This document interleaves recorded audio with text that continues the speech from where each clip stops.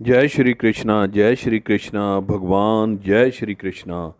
राजा परीक्षित ने पूछा, हे मुनि श्रेष्ठ, हरि मेघा के हिरणी नामक रानी से भगवान ने हरि रूप धारण कर ग्राह से भक्त गजराज को छुड़ाया था। इस संदर्भ में पूर्ण जानकारी देने की कृपा करें।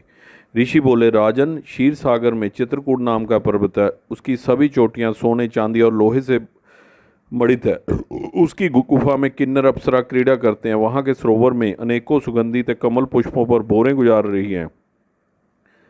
एक बार चित्रकूट में रहने वाले गजराज उस सरोवर में पानी पीने के लिए उतरे कि तभी जल में बैठे ग्राह ने उसका पांव पकड़कर जल में घसीटने लगा। गजराज त्राही त्राही करने लगा। दोनों ने भयानक युद्ध छिड़ गया। गजराज ग्राह से मुक्त होने का प्रयास कर रहे थे और ग्राह उसे भोजन बनाने पर तुला हुआ था।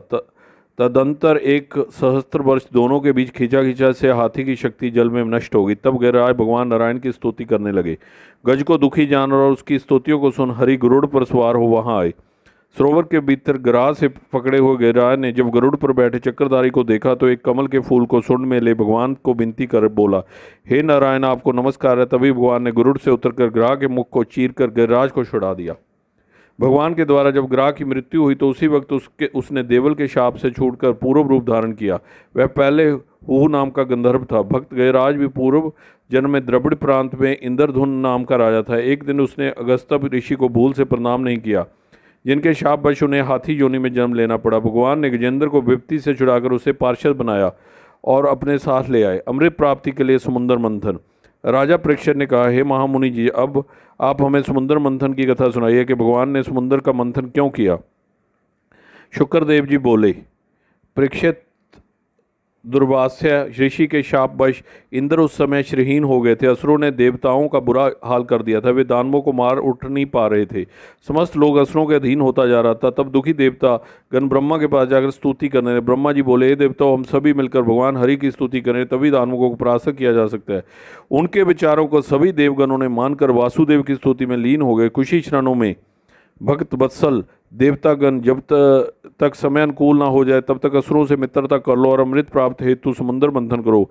जब अमृत पान करोगे तब दानवों को परास्त कर सकोगे। विष्णु के अंतर्ध्यान होते ही सभी देवता निहत्थे ही असुरों के राजा बलि के पास गए। यह देखकर बलि को बड़ा आश्चर्य हुआ। वहां पर दैत्य देवताओं को मार डालना चाहते, परंतु बलि ने उन्हें रोक दिया। तत्पश्चात इंद्र बलि से बोले, हे असुरराज, अब आप देवताओं से शत्रुता छोड़कर मित्रता कर लीजिए। मैं आपके हित की बात करता हूँ।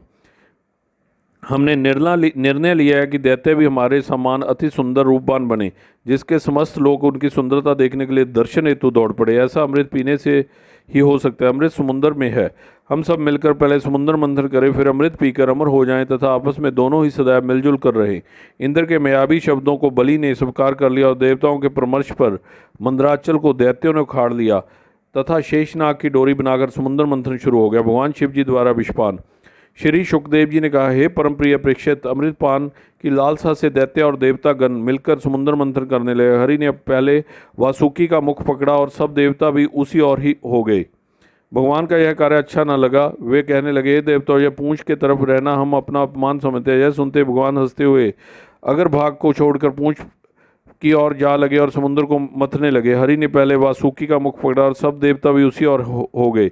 भगवान का यह कार्य अच्छा न लगा। वे कहने लगे, हे देवताओं, यह पूंछ के तरफ रहना हम अपना मान समझ। सुनते ही भगवान हंसते हुए अगर भाग को छोड़ पूंछ की ओर ना लगे और समुंदर को मथने लगे। दोनों ओर से पकड़ा हुआ होने पर भी मंदराचल नीचे को धंसने लगा। तब भगवान ने कश्यप अवतार धारण कर मंदराचल को अपनी पीठ पर उठा लिया।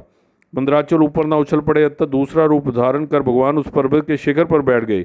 मंथन काल में वासुकी के सहस्त्रों मुख और श्वास से निकली हुई ज्वाला के धुएं से दानवगण तेजहीन हो गए। तभी हलाहल कालकूट विश्व समुद्र से उत्पन्न हुआ, जिसकी विष की तरंगे चारों दिशाओं को धबक करने लगी और देव असुरादि तड़फ उठे। भागते हुए सभी शिव जी के पास पहुंचे और उस विपदा को बचाने हेतु याचना करने लगे। हे राजन, इस तरह सबको दुखी देख महादेव उस विष को हथेली पर रख पी गए, जिनके प्रभाव से उनका कंठ नीला हो गया और भोलेनाथ उसी दिन से नीलकंठ कहलाने लगे। विष पान करने के समय जो हाथ में से कोई बूंद टपक पड़ी थी, उनको बिच्छू सर्प आदि ने ग्रहण कर लिया, जिससे ये सब विषधर हो गए। महादेव जी विष पीने के बाद फिर मंथन शुरू हुआ। भगवान द्वारा मोहिनी रूप धारण कर देवताओं के बीच अमृत बांटना। शुकदेव जी बोले, राजन, बीच समाप्ति के बाद प्रसन्न होकर दोनों दल बड़े वेग से समुद्र मथने लगे। तब उसमें कामधेनु गो उत्पन्न हुई, जिसे ऋषियों ने ले लिया। उसके पीछे श्वेत वर्ण का उच्च श्रवा घोड़ा निकला, जिसे बलि ने ले लिया। फिर कौस्तुम मणि निकली, उसे भगवान हरि ने धारण कर लिया। फिर कल्प वृक्ष निकला, जिसने स्वर्ग की शोभा बढ़ाई। तत्पश्चात अप्सराएं निकली तो रमणियां बनी। फिर ऐरावत हाथी निकला, जिसे इंद्र ने धारण किया। फिर लक्ष्मी जी प्रकट हुए। देवता और असुर सभी उनकी इच्छा करने लगे। वह कमल माला लेकर आगे बढ़ी और विष्णु के गले में डालकर उनके वृक्ष में से लिपट गई। तब वारुणी उत्पन्न हुई, उसे दैत्यों ने ग्रहण किया।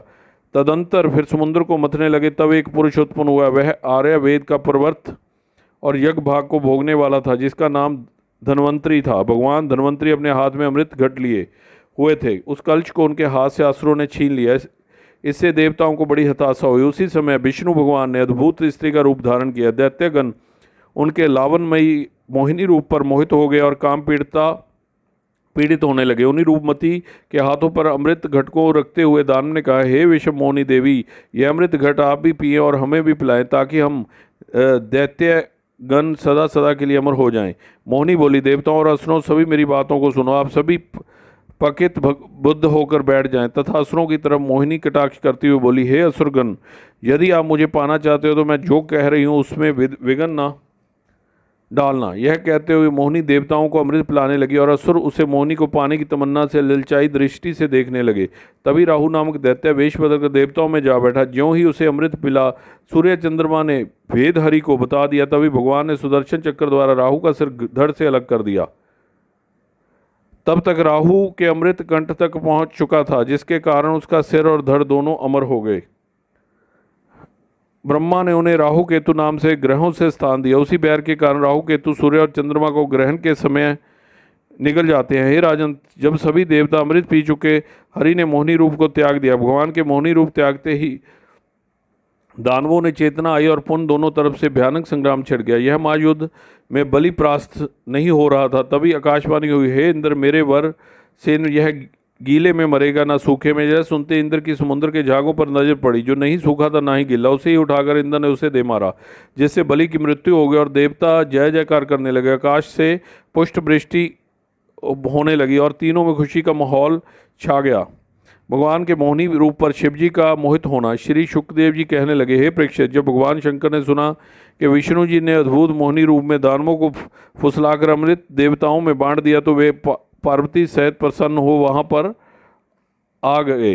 महादेव सहित भगवती को उपस्थित देख भगवान विष्णु ने उन्हें आदर सहित आसन पर बिठाया। तब हंसते शिवजी बोले, हे मंगलमय प्रभु, हमें पुण्य वही मोहिनी रूप दिखावें जो रूप आपने दानवों को दिखाकर मोहित किए थे। भगवान विष्णु यह सुनकर मुस्कुराते हुए अंतर ध्यान हो गए। तभी शिवजी ने देखा कि पास के उद्यान में एक परम सुंदरी गेंद खेल रही है। उसे देखकर शिवजी तुरंत मोहित हो गए, क्योंकि उन्होंने वैसा मनमोहन रूप पहले कभी नहीं देखा था। वे पार्वती को छोड़कर उस कामनी के पास जा नंग तड़ंग होकर काम व्याकुल हो गए। मोहिनी तिरछी नजरों से उनकी ओर देखकर मुस्कुराती हुई इधर उधर लुक्षिप रही। शिवजी ने उसे दौड़कर पकड़ लिया और अपने भुज बंधनों में जकड़ लिया और उनका वीर्यपात हो गया। यह देख हंसते हुए भगवान विष्णु ने मोहिनी रूप का त्याग दिया।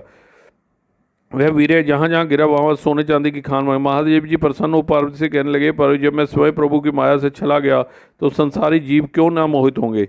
इनकी लीला अपार है। यह कहते हुए शिवलोक चले गए। बलि द्वारा स्वर्ग विजय एवं भगवान का वामन अवतार। परीक्षित ने पूछा, हे मुनिवर, भगवान ने बलि से 3 कदम पृथ्वी क्यों मांगी और मिल जाने पर भी विष्णु के गरुड़ ने बलि को क्यों बांध लिया। शुकदेव जी बोले, हे राजन, जब देवासुर संग्राम में बलि को इंद्र ने मार दिया तो उसे महर्षि भृगु ने अपने मंत्र बल से पुनर्जीवित कर दिया। तत्पश्चात उसने विश्वजीत यज्ञ संपन्न करके देवताओं के अमरावती को घेर लिया। उस महापरकर्मी दैत्य के भय से पुण्य देवतागण स्वर्ग छोड़कर भाग गए। बलि ने स्वर्ग पर अधिकार कर लिया। उसके अत्याचारों पर दुखी होकर भगवान ने वामन रूप धारण कर बलि से आकर कहा, हे राजन, मैं अपने पैरों में केवल 3 पग भूमि मांगना चाहता हूँ, क्या आप देंगे। तभी दैत्य गुरु शुक्राचार्य ने उनके अंदर प्रवेश कर बोला, दानव श्रेष्ठ, हे विष्णु हैं। उनके छल में पड़े परंतु ब्राह्मणों को झोली द्वार में खाली जाना पाप समझ उन्होंने दान देना स्वीकार कर लिया। हाथ में जल लेकर उन्होंने भूमि दान का संकल्प किया। बस उसी शरण वामन विराट रूप में आगे भगवान ने एक पग में पृथ्वी नाप ली, आकाश को शरीर से ढक लिया और दूसरे चरण में सातों लोक नाप लिए। तब तीसरे पग के लिए कुछ भी नहीं बचा। राजन, तीसरे पग जमीन का दान पाने हेतु भगवान की आज्ञा से गरुड़ ने बलि के नाग फांस में बांध दिया। फिर भी बलि ने धैर्य को नहीं खोया और बोला, हे परमेश्वर, आपने समय छल किया और तीसरा पग भूमि न देने पर हमें झूठा साबित करते हैं। यह तो हास्य वाली बातें हैं। अब हमारे सिर पर तीसरा पग रख के हमें मोक्ष दें, यही मेरी कामना है। भगवान विराट ने तब उसके सिर पे पांव रखे और बोले, हे भक्त बलि, अब तुम सुतलोक में जाओ, वहीं मैं तुझे मिलूंगा। उसी वक्त बलि का प्राणांत हो गया।